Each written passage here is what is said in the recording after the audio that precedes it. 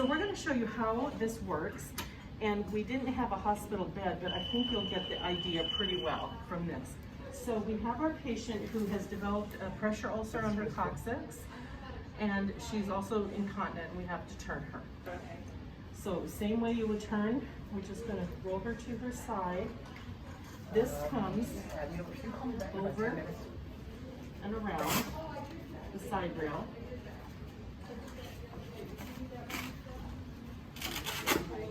Yeah, it just slides through. It goes under and then over. And Velcros. Okay, Connie, go really hard. Hard as you can. This is strong enough to hold a 300-pound patient, okay? Then my hands are free. She's comfortable. They like this. Patients tend to like this better than your fingers digging in. It's much more secure feeling and comfortable. This just rips like a paper towel. And you can see my hands are still free. I can do all my cares. I actually have a good window of visibility, and if I need to change a dressing, I'm not holding with one hand and changing, and the dressing folds over on itself and you have to start over, right? So everything can be done much more easily this way.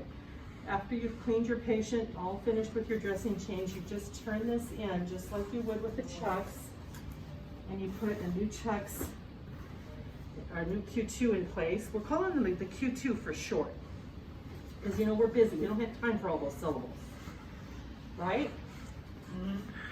So you'll tell your sidekick, go get me one. Okay, then this rolls down, and the patient comes back. She rolls back towards us, and you just pull the old one out and the new one through. Okay, now, one thing we're showing people, Connie has slid way to the bottom, so we're gonna see. If you use these as a lift, if you pull outside of the perforation, the weight will make it tear, and then you lose your integrity of the pad. So I grab it inside the, I've got the pad in my hand, so I can't tear the perforation. 1, 2, 3, and away we go. These pads are made to absorb over 1,000 cc's, close to 1,500. You don't need that much here in the hospital, but at home, when your patients are at home, they don't get turned and changed as often. So the poor spouse who has to do it all by herself, right? So she's may not change quite as often. You need a little more absorption. Now, at home, when you don't have a side rail, these just store at home between the mattress and the box spring, and they're out of the way upside down. But when I need a side rail, I pull it out, I bring it over, it goes between the mattress and the side rail.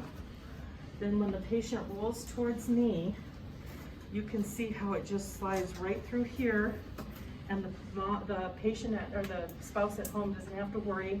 They can go off to the other side, take down the back, and do the cleaning they need to do. And it'll save their back too, okay? What's important about this is that Medicare and Medicaid, they don't pay for checks.